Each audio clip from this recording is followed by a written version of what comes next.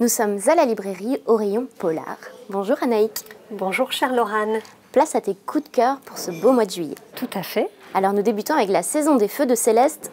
J'ai peur de me tromper sur la prononciation de son nom de famille. Alors ça s'écrit NG, mais apparemment on prononce Ing. D'accord. La Saison des Feux se déroule dans un quartier chic de Cleveland et il y est question de deux familles. La famille Richardson, qui est une famille bourgeoise à qui tout a réussi, et ils vont se lier d'amitié avec une famille monoparentale. Tout ce qu'elle possède tient dans leur voiture. Le premier chapitre du roman, qui est donc un peu noir, nous apprend que Isabelle Richardson, la fille cadette de la famille, vient de mettre le feu à la demeure familiale.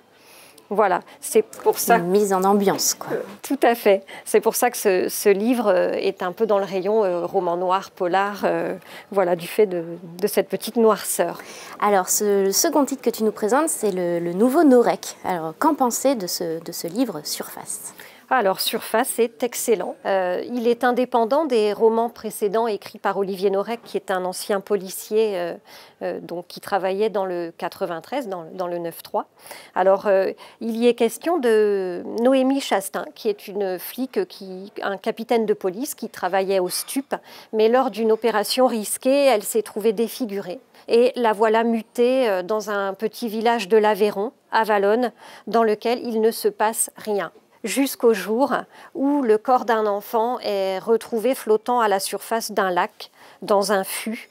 Et donc, c'est une affaire qui est parfaite pour Noémie. Et donc, un gros coup de cœur, Morgan Audic, et me semble-t-il un coup de cœur que tu partages avec un autre écrivain que tu aimes beaucoup. Exactement, je vois que tu es au courant.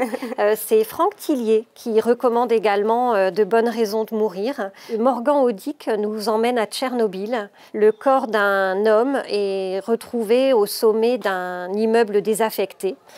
Donc, il s'agit du fils d'un ancien ministre. La propre mère de ce jeune homme avait été assassinée le soir de la catastrophe nucléaire, donc le 26 avril 1986, et les coupables n'avaient jamais été retrouvés.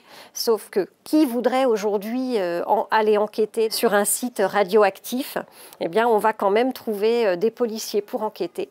C'est une enquête de haut vol. Pour moi, c'est un thriller qui frôle la perfection.